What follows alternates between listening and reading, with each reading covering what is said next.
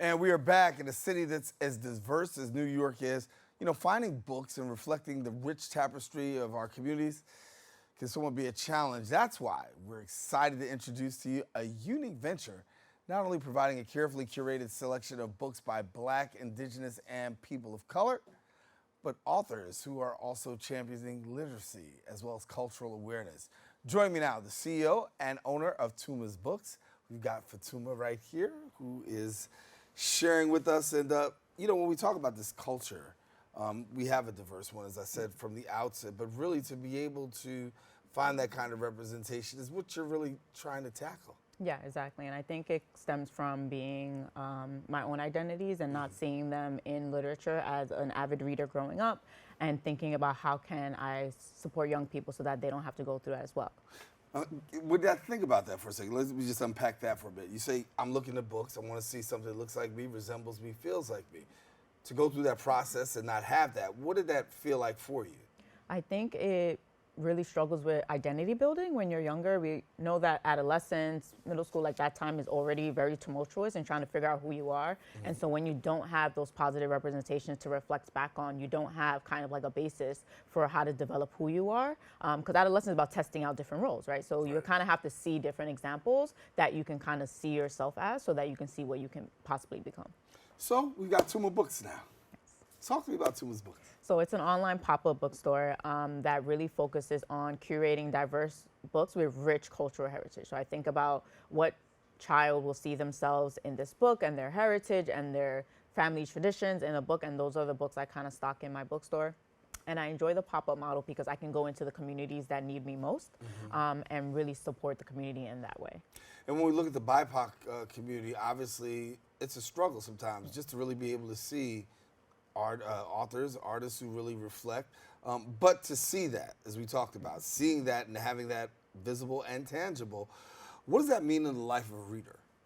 I think it really allows you to, yes, we can learn from any stories, but when you see yourself in a story, it allows you to really imagine certain things a lot better. It also allows you to kind of like find solutions to your problems that you might not necessarily be able to find on your own, because our characters can also be kind of like a blueprint for how to live your life and make certain decisions. And I think it just makes you feel valid and seen, and that, you know, some of the things that your family might do aren't strange, aren't weird, aren't different, because there are other families who are like you that are doing the same thing. And I think that can be really powerful. So with yourself, how do you go about selecting these books? It's a lot of research, a lot of like finding myself on page 17 in a search result, because I think there are a lot of like BIPOC focused bookstores that are coming up. And I think how I try to kind of differentiate myself is I really think about how can I diversify within the diversity.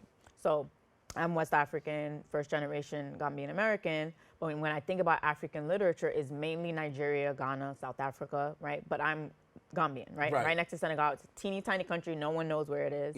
And so I think about even within all of like Latin America and Asia, how can we like kind of dig deeper past the heritages or the cultures that are most mainly represented and dig really deep, right? And really think about like, have you read a book by a Colombian author or Peruvian author, right? And really thinking about how do I showcase those titles that the publishing world and marketing dollars aren't going to prioritize because they think those books won't sell. They think readers aren't looking for those books, but they are.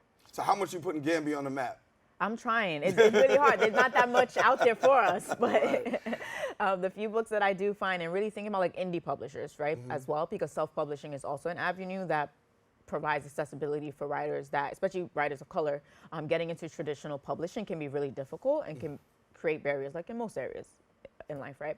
And so the self-publishing kind of levels that playing field. So really thinking about and looking for self-published authors and working through how I can support them through my bookstore as well.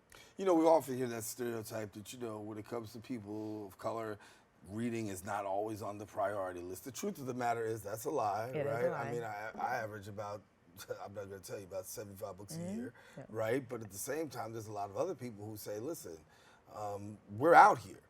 But the fact is, we don't always get a voice to share that we're out here. How do you feel like you are in the spectrum of like really amplifying the voice to say, listen, there are people out here that like to read, are very invested, great authors, and also great readers? I think part of that is building community. And so something that I do is also I host silent book clubs at cafes and small businesses around the city, mainly in the Bronx, and just prove to people that there are readers out here, because we come together at a cafe and we take over and we just sit for an hour and read silently, right? And then we talk about what we're reading. And I think also as an educator, I've been an educator for over 10 years, also really thinking about where does that concept or idea of like we don't read come from, right? It comes from youth losing the love of reading, because at some point you get tired of reading the same kind of stories. And so if you don't see yourself in stories, where's the interest? Why should you keep reading? And so as an educator, also thinking about starting as young as possible in diversifying the books that we expose children to, and allowing them to have a balance of books by other cultures, because it's important for us to learn about each other, but also books that are really identity affirming, because that's going to help them maintain that love of reading. Because at the end of the day, we're a culture of storytelling, right? So the idea of like, I don't like to read never made sense to me. I tell my students all the time, I just haven't found the right book for you, and I will, right? So there's this idea of like, you don't like reading.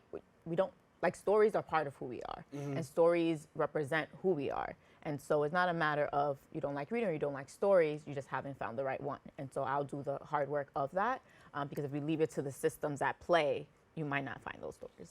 And therefore, you're not inspired, right? Exactly. And that's really what it boils down to. I think about a great community leader, and I heard them tell the story about the movie Hidden Figures. And they said, you know, one of the things about Hidden Figures is they kept those women hidden because there would be so many other, you know, people of color who would probably want to chase after math and science. Yes, And now we exactly. look at today, the culture, we're really in a math and science culture. And if we just saw that, people would be inspired. The same thing happens with reading, right? If I read it and I see it, then there's a chance that there's a whole lot of inspiration that comes to it. So for yourself, how does it feel as being one that's actually bridging that gap? I think it's really, one, it's a lot of work, because Yeah. I'm also a solopreneur, right? I'm all doing all the things, Right. wearing all the hats, right? But I think it's those moments where someone tells me in like an Instagram DM, like, you made me fall in love with reading again, or someone who, like a child that like runs to like a book table because they see a book that has like big puffs just like they're wearing, right? And I think it's those moments that help me kind of like continue this work, because I know just how important it is to see yourself in the stories that you're reading. So for people who want to get connected to the stuff that you're doing, I'm going to read them for more information about Tuma's books. I got that. But people want to find out about what you got coming up and all other stuff. What do they do? So the main place is my website, tumasbooks.com. You can see my upcoming events. You can shop online as well. And then also I'm pretty active on Instagram. So what are some of the upcoming events? Shh, don't tell. So this Saturday, I'll be in the South Bronx at Padre Plaza. We're having a Summer in the Garden pop-up market, so I'll be there. And then the last week in August is actually kind of jam-packed. So I have a silent book club at Boogie Down Grind on the 24th. I have a book fair, summer book fair in Yonkers at Kitchen in the Mill on the 22nd. And I'll also be at the Queens Book Fair on Wednesday, August 21st. All right, they're going to kill me for asking this one more question. Somebody says silent book. What's the silent? What is the silent? What you call it? Explain. So a typical book club, everyone's reading the same book, and they come at the end of the meeting to talk about the book. But in this case, everyone's reading a different book, and it's just an opportunity for you to be in a space, in a community space with readers. So folks come in, they mingle, they grab a drink to support the small business, and we just sit and we read for an hour. And it's sometimes the most peaceful and relaxing like moment of your week, because oftentimes we're just going, and you don't take time to like decompress. Because reading is also a moment of self-care. It's a time for you to kind of like relax as well. So there's some people I need to spend some time in silence with. And it's great for introverts who don't really want to like associate with people, but you kind of want to be around people. So Fatuma's got it for you. I wanted to let you know. Thank you for coming. of course, thank you for having me. Definitely. Now, if you want more information, go ahead and visit the website at tumasbooks.com. You can find about silent reading, book clubs, all that information, and really be connected to some great literary sources. Don't go anywhere. We got some more show coming up. There is more open right after this.